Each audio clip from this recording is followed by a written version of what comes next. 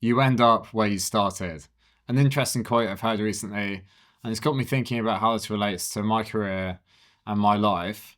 And for me, it would be starting photography in 2015, all those years ago, and then working to turn that into a career.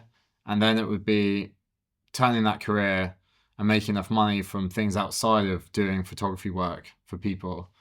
So then I can turn my photography and filmmaking and everything back into being my hobby. So yeah, it got me thinking about making your passion into your career, and how, if you're not careful, how you can really lose the creativity that you so craved when you started this journey in the first place. So for me, when I first started, it was like purely a hobby.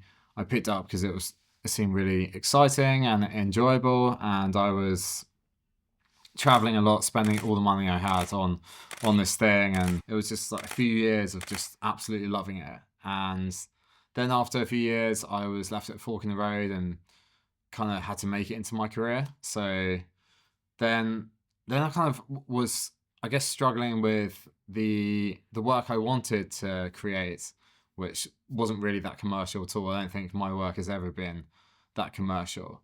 And then versus, like, going into more of what people want you to do for them. So for me, it was really trying to find this balance of what do I love doing, and then what will people pay me for, and then trying to find that sweet spot in the middle, where sometimes it might be a compromise, and it might not always be, the jobs you get might not always be the dream one, the absolute creative freedom throughout the entire project. And I think that's just the reality of working with people and collaborating with brands, where their brand vision might not be the same as your vision for things, and it's just trying to work together. But I think there's levels to this, obviously. I feel like in the early days of commercial, I was doing more work where you just get hired to be a person with a camera and kind of get told what to do, because there's levels within the team, and you weren't really experienced enough to be calling any creative shots when it comes to the project. And this will change over time. If you build up more of a reputation, then you'll have more creative control over the project. But essentially, if you're being hired for something like that on a shoot, then those decisions might already have been made. Whereas what I find being creative interesting with like YouTube, Instagram, and just social media in general is that you can build up a audience base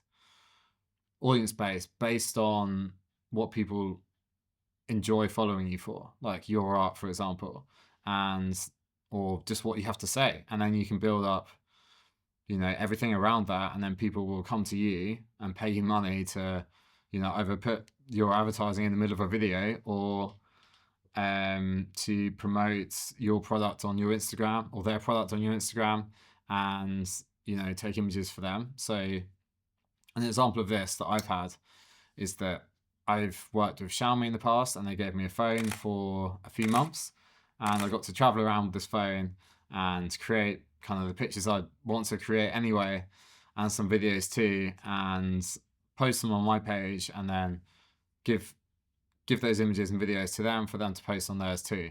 And this kind of job was great because I got full creative freedom pretty much, and could create some really cool images that I'm really proud of.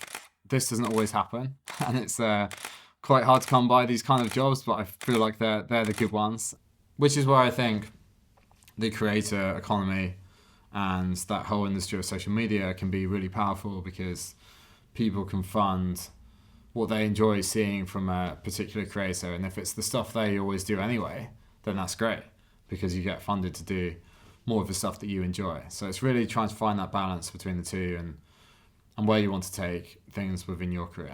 So yeah, I hope that's helpful, and I'll see you next time.